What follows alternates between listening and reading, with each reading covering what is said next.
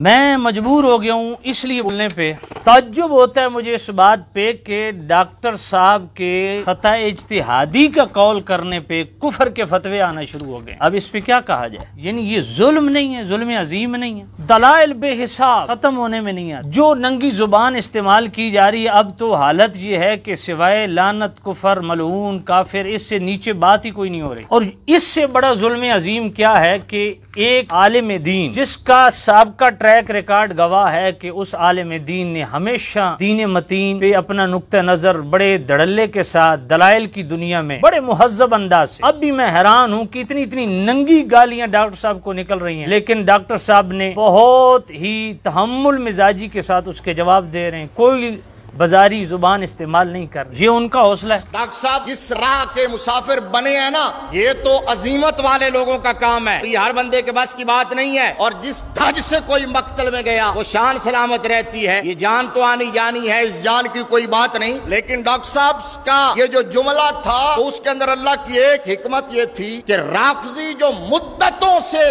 تکیہ کر کے بیٹھے ہوئے تھے اور اپنے اندر بغض چھپا کے بیٹھے ہوئے تھے، تو نہ صرف وہ رافضی ننگے ہو گئے ہیں بلکہ اہل سنت کی صفوں میں چھپے نیم رافضی بھی ننگے ہو گئے ہیں۔ اب پوری سنیت کو پتا چل گیا ہے کہ پکے ٹھکے سچے سچے سنی کون سے ہیں۔ اور اس وقت جن لوگوں کو بڑے ہونے کے ناطے بڑوں والا کردار ادا کرنا چاہیے تھا، ان میں سے کچھ کو تو ڈاکٹر صاحب سے ذاتی تحفظات تھے اور کچھ مصلحت کا شکار ہو گئے، اور کچھ بڑے جو تھے وہ خود بچوں والی حرکتیں کر رہے ہیں۔ ان کی حرکتوں سے علماء بھی بدنام ہو رہے ہیں، دین بدنام ہو رہا ہے، اسلام بدنام ہو رہا ہے، ہمارا ڈپارٹمنٹ بدنام ہو رہا ہے۔ پہلو تسی جاندے رہے ہو اب میرے کو پیسے لے کے حجامت بنوا لے، ہن پیسے مک گئے جی آپ حجامت بنان ٹر گئے۔ وہ ویلا یاد کرو جدوں تسی بیٹھے ہوندے سو تے نعرہ لگدا سی سنیوں کا شہنشاہ، تے اگے تسی آپ ہی بول لے، ہن نعرہ کی پہ لگدا ہے سنیوں کا شہنشاہ وہ بے حجامتا شاہ۔ تماشا بن گیا جن جیا نہ منہ نہ متھا تے جن بھاو لتھا، چربی کٹا کے آئے ہو نال دماغ بھی کٹا آئے ہو۔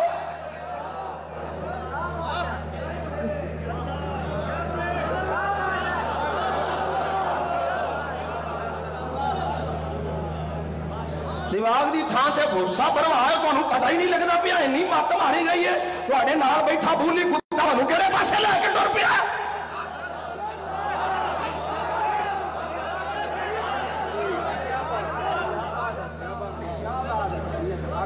میرا موقف یہ ہے جتنی پیچیدگی بنائی گئی ہے صرف جذباتی لوگوں نے بنائی۔ آپ کیوں ایک چھوٹی چھوٹی بات پر لوگوں کو دائرہ اہل سنت سے خارج کر دیتے ہیں؟ بڑی گدیوں کے سجادہ نشینوں پر بھی صحبت اثر کرتی ہے۔ اب کبھی انہیں جا کے ملیں آج کل وہ اٹھتے بیٹھتے کس کے ساتھ ہیں۔ میں انشاءاللہ تعالی چلوں گا حافظ عبدالستار سعیدی صاحب کے پاس بھی، میں مفتی اشرف القادر مولانا سعید قمر سیالوی صاحب کے پاس بھی چلوں۔ لاہور میں ڈاکٹر اشرف جلالی صاحب کا قصور بتا دو۔ علماء کھڑے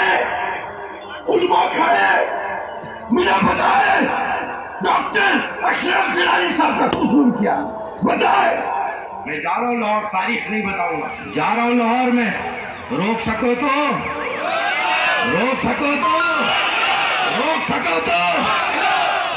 اہل سنت کو دیوار سے لگانا بند کر دو۔ جاگو سنیا جاگو۔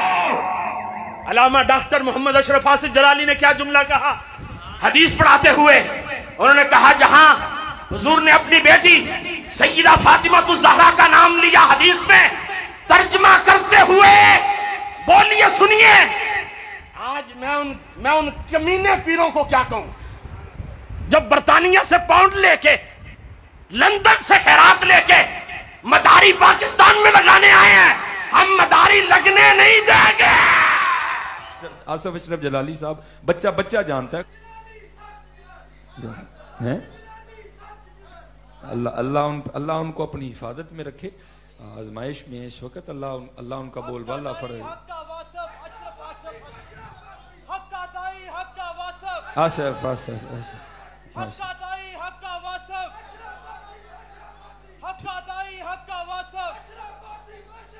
یہ یاد رکھنا اہل بیت کو ایسے جھوٹے سہاروں کی قطعاً کوئی ضرورت نہیں ہے کہ جی ہم انہیں محفوظ سے شاید معصوم کریں گے تو پھر ہی ان کی شان بڑھے گی. پھر تو کیوں ایسے جھوٹے سہارے ڈھونڈ رہا ہے ان کی شان بڑھا؟ ان کو ایسے جھوٹے سہاروں کی نہیں ہے ضرورت. یہ نہ ڈنڈیاں ماریں, یہ ادھر سے ادھر والا معاملہ نہ کریں. اور اگر کوئی کہتا ہے جی میں محبت میں کر رہا ہوں تو پھر میں پوچھتا ہوں اس کا مطلب ہے پیچھے پھر کسی کو محبت نہیں تھی؟ حضور غوث پاک کو محبت نہیں تھی؟ شیخ عبدالحق محدث دہلوی کو محبت نہیں تھی؟ حضرت مجدد الفسانی کو محبت نہیں تھی؟ انہوں نے تو نہیں معصوم کہا, انہوں نے تو محفوظ ہی کہا ہے.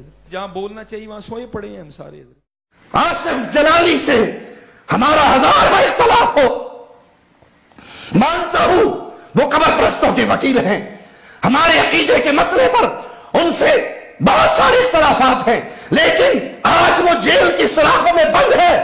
آصف جلالی کا گناہ کیا ہے, جرم کیا ہے, کس جرم میں اسے جیل کی سلاخوں میں بند کیا گیا؟ صرف یہی کہ اس نے یہ کہا تھا اس آسمان کے نیچے, اس زمین کے اوپر انبیاء کی جماعت کے بعد کوئی معصوم نہیں. فاطمۃ الزہرا خاتون جنت ہے, فاطمۃ الزہرا رسول کی لخت جگر ہے, فاطمۃ الزہرا علی کی زوجہ ہے, فاطمۃ الزہرا ہمارے دلوں میں اس کی محبت ایسے دوڑ رہی ہے جیسے روح جسم میں دوڑتی ہے.